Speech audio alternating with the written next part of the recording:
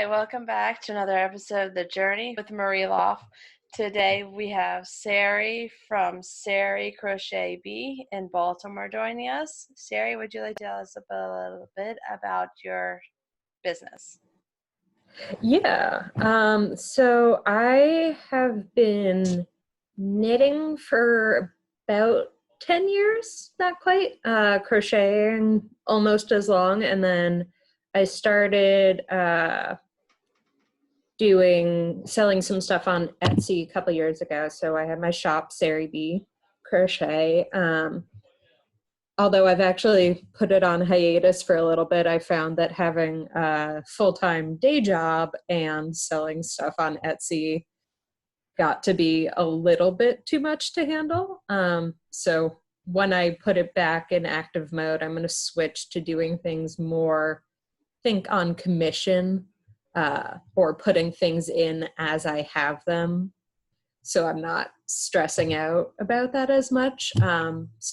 So I do that, and I sell a lot of amigurumi mostly, so like little stuffies. And then I also teach some crochet lessons at Lovely Yarns, which is a local yarn store in Hamden, which is a very funky neighborhood in Baltimore. All right.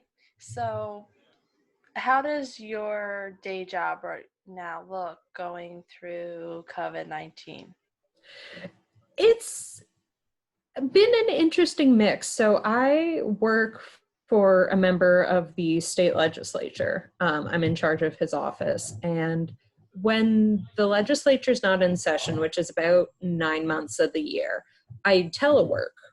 So I'm used to doing a number of things remotely anyways. But we had to switch. We shut down early for the first time since the Civil War because of this. So I got sent home about 3 weeks earlier than I would have, and had to do things that I'm not used to doing from home. And everything kept crashing because everybody else was trying to access the same computer systems. And then I'm not allowed into my office right now except to get my mail. Like, we got an email saying, come in, get your mail, and leave the building immediately. So I can't call people as easily. I can't access stuff that I have on file. So it's been harder to access the resources that I need, but luckily for me, my job is still continuing and I'm somewhat used to working from home already. So that was a good thing, that I'm not like totally starting from scratch. Yeah. As far as like the Sari Bee Crochet, is this giving you more time to work with that, Yeah. or? Yeah, that has been a nice bonus, as I've had more time to work on projects. And I think I'll be able to build up a nice little stockpile of things to put into the shop that I maybe wouldn't have been able to do otherwise. All right. So for you, is lockdown a little more beneficial versus not beneficial? Um, it's kind of an even split because I get more time to work on this stuff, but my day has a little less structure than it would have otherwise. So it's definitely been more of a test personally to see, can I maintain that structure for myself and not just sit on the couch and watch Netflix all day. How It's are you very tempting. Yeah, yeah, it is. How are you navigating through that right now? Do you think you're doing a job staying on task, or is the sofa beckoning, winning you over? It's a little bit of both. I think I'm not doing as bad as I could be. I think I have some room for improvement. This week feels a little bit better. It's only Tuesday. I think it's Tuesday. But I've gotten up at like normal human hours and also gone to sleep at normal hours, which is helpful. But Yeah, yeah, like I have no idea what day of the week it is. I think that you're in the same boat as a lot of us. Yeah. Yeah. I'm just glad I don't have to homeschool any kids right now. I have 4 kids. Oh, And 3 of them are school age. And none of them are in the so same school. They're all no, different of course levels. not. Yeah, so we have preschool, elementary school, and middle school. It's it's a new reality. Yeah, I've been seeing that with a lot of my friends, and I've been seeing a lot of different approaches to it. Of like, okay, we're going to be really regimented, or you know what, my kids will get what they get done. I'll get what I get done. I think a lot of it depends on the parents' jobs and what sort of flexibility they have. Yeah, it's definitely a whole skill set in its own too. So Yeah, figuring like out how to acquire I've that. even seen my boss, like I'm used to working from home. My boss is not, and he's had a harder time adjusting to it. Plus he has his 3 and 7-year-old at home. So like Yeah, it's struggling. yeah, it's a um, strange world. so you said that you do classes. Has Mhm. this affected your classes any? Are you going virtual like a lot of other places, or how are you handling that? Yeah, so what we did at the shop was any classes that hadn't been filled, we just canceled them. And then for classes that had people signed up, we gave them the option. When it very first started, we said like you can still come in and we'll just do the lessons one-on-one. And then about a week into that, the orders from the governor shifted. So now we're offering FaceTime lessons to people, and if they don't want to do that, then we're just sort of putting a retainer on it. And once things go back to something resembling normal, then we'll reschedule the lessons for them. It's been like 70-30 split of people saying I'll wait versus yeah, sure, I'll try FaceTime. Okay. Um, so do you think that you would want to branch out on your own and do virtually classes, or are you content with what you have right now? I'm pretty good with what I have now. My roommate and I are going to try to teach her mom to crochet over FaceTime. So that'll be, I think, my biggest test of can I teach these skills without physically being there to show somebody how to fix it if they're not doing it right. I think that'll be my test of if I feel comfortable doing it. And then I might start by offering to people that I know. And if I like that, then I might branch out a little bit more. Um, Especially because if I do private lessons, even through the shop that aren't like part of my scheduled classes, I get to take complete control of that rather than like splitting it with the store. Okay.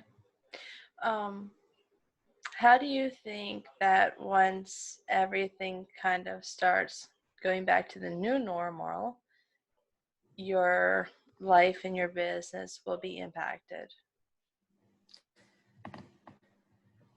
I think I think a lot of it depends on how I position myself now while I'm sort of stuck in this limbo.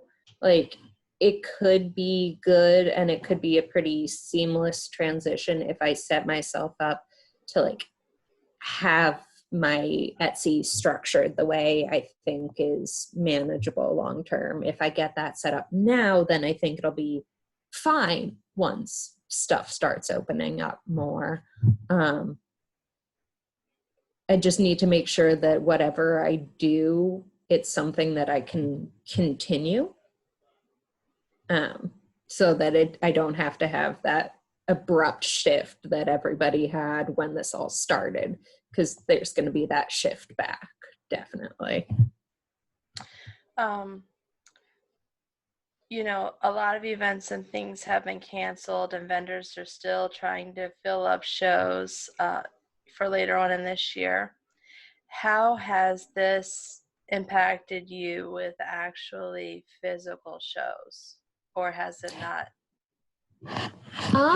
It hasn't so much in terms of like selling stuff because I don't have a super regular schedule, but like I look forward to going to Maryland Sheep and Wool every year, especially because it's usually like the week before my birthday, and my mom and I go, and like there's certain people I buy stuff from every year. And I know there's definitely a lot of vendors who are being really affected by this because those shows are their big chunks of income. So at least as a consumer, I'm trying to still support the businesses that I would have seen at the shows, and give my business where I can if people are still offering stuff right now. But I haven't had too much of an impact. As a consumer, what advice can you give to small businesses to try and market themselves and stay afloat through this time? Be active on social media. Look and see what other places are doing. You know, it's see what's working for other people and reach out and talk to your customer base. See what they are comfortable with. You know, that's a lot of what we've done at the shop. Was we sort of informally pulled the regulars and said, okay, we're gonna have to make these transitions. What would you like to see us do? How would you like to be able to shop? How would you like things being delivered? So like we had mystery grab bags, which is something we hadn't done before, but people said like, I'm stuck inside and I'm bored and I don't even know what I want to work on. Just send me something. Here's my price range. And that ended up being a really popular option. But have flexibility, because some things are going to be changing, like your package pickup and drop off schedule might not be what it normally is, or you might have people who are a little more hesitant about touching things than they would have been normally. So be flexible and just talk to people about what they want. As a small business owner, what advice can you give to consumers about helping small businesses stay afloat? Keep shopping if you're able to. You know, I understand that not everybody's income is consistent right now, and a lot of people are worried about being able to pay for things that they might not have worried about. But if you're able to, still support those businesses so that they can stay afloat and they'll still be there when things go back to normal, because their income is dependent on it. So if you're able to support those businesses in whatever way is available, absolutely do it. See what places in your neighborhood are offering delivery or curbside pickup. You know, just see what changes companies and restaurants and stores are making, because it seems like everybody's trying to find a way to still connect with their customers. So just be on the lookout for that. So you're from Hamden, and as you meant, it's a kind of a funky place in Baltimore. I love Hamden. It's an awesome place. How do you think this is affecting your community? Are you guys getting stronger together as a community, or is it kind of dividing you a little bit? I mean, I think that you have a pretty strong community in Hamden to begin Yeah, with. I think it's done a pretty good job of, or we've done a pretty good job of not absolutely falling apart. Like we have a Hamden Neighbors Facebook group, and people have been posting when they've been making masks, or like, hey, I can go get groceries. Does anybody need me to, get it for you? Or when things have been available, like school meals, people were posting where the school meal locations were. So I've definitely seen people coming together and helping in that way. And I've seen people like have been pretty good about keeping distance on the street, but still saying hi. And I haven't noticed too much fear or anger. I've seen a few things where people are like, okay, maybe that's not a great idea for you to be having a barbecue on your closed-in porch while we're doing this. So some people haven't been maybe making the best choices, but people have been nice enough in pointing out what they maybe ought to be doing. Okay. Do you notice more people like going out and kind of getting some fresh air and physical exercise? Not as much in the immediate neighborhood, and like when I go up to the Ave, which is where most of the shops are, it's definitely a lot less busy than it would be normally. But I went to a hiking trail like a week and a half ago, and it was pretty busy. We were able to keep distance, but we kind of had to put in a little bit of effort to keep distance. And I have heard that like some of the parks, people aren't being great about that, especially some of the dog parks. Like people are still gathering in big groups. Yeah, I think Yeah. some people get it and some people don't.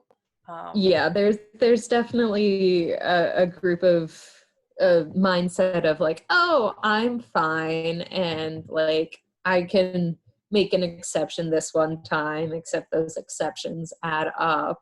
And yeah, and I'm like, I've definitely been worried about that. Like my dad's immunocompromised. He had a kidney transplant, so he has to be really careful, and I have to be really careful. And I had to put some boundaries down with my parents and say like, yep, nope, like we are family and we do live near each other, but if I got you guys sick, like I would be devastated.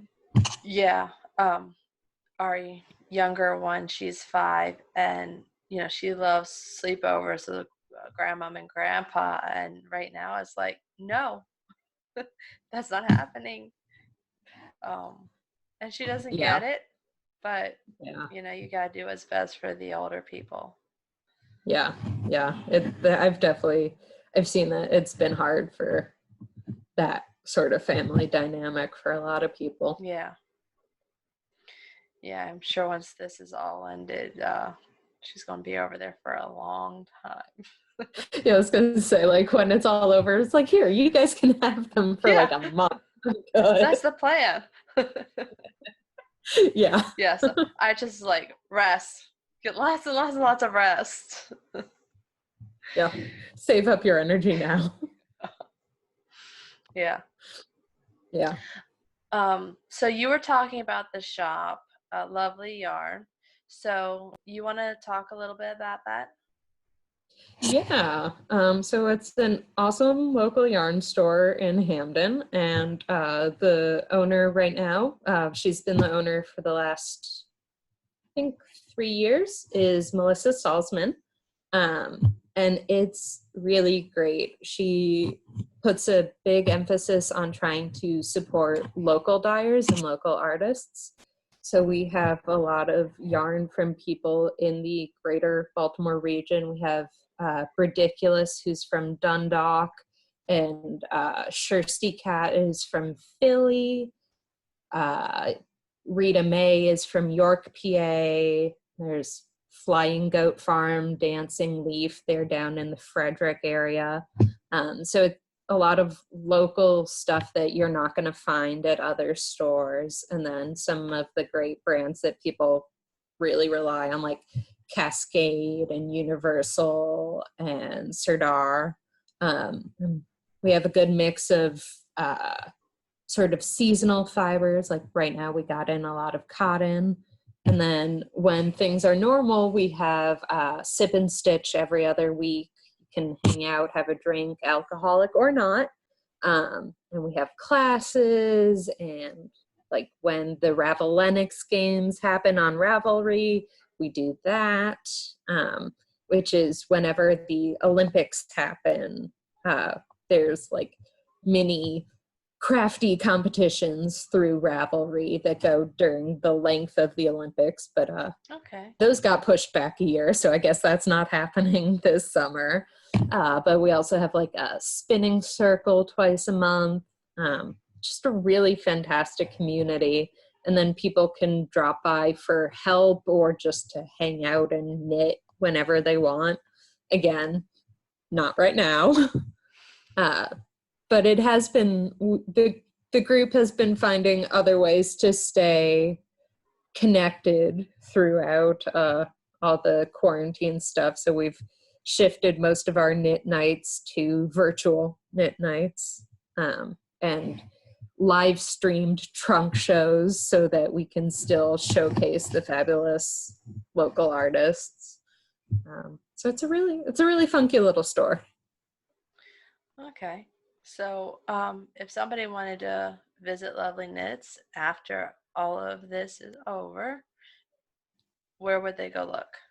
Yeah, so we have a Facebook, Lovely Yarns, 1Y, so LOVELARNS. And then our website is lovelyyarns.com.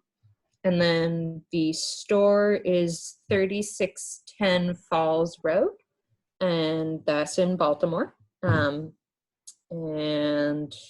all of the contact info, I believe, is on our Facebook and our website, because I do not remember our phone number. But we can FaceTime shop with people if they want to do that during the shutdown. And we're also on Instagram at Lovely Yarns. So you can find us on the social media platforms. Okay. So I need to correct myself because I was calling it Lovely Knits and it's Lovely Yarns. Yep. Probably makes a little bit more sense. So is there anything else that you would like to add to this podcast? Just keep crafting, keep yourself sane. Don't worry about saving up the good yarn. Now's the time to use it, and just stay in touch with your friends, and we'll all be there when this is done. And stay inside. Yeah, that's the big one. So where can people find you online? Yeah, so I am on Instagram at Sari Bee Crochet, SARIBEE Crochet. And yeah, that's where you can find me. And then my Etsy is also Sari Bee Crochet. All right. So I think we'll wrap this up for today. Thank you for joining us. Thank you so much for having me. Interviewing with you. And maybe after all of this is done, you can come back and tell us what life is in the new norm. Yes, absolutely. All right. Thanks. So everybody out there, stay safe, stay positive, stay inside. Till next time.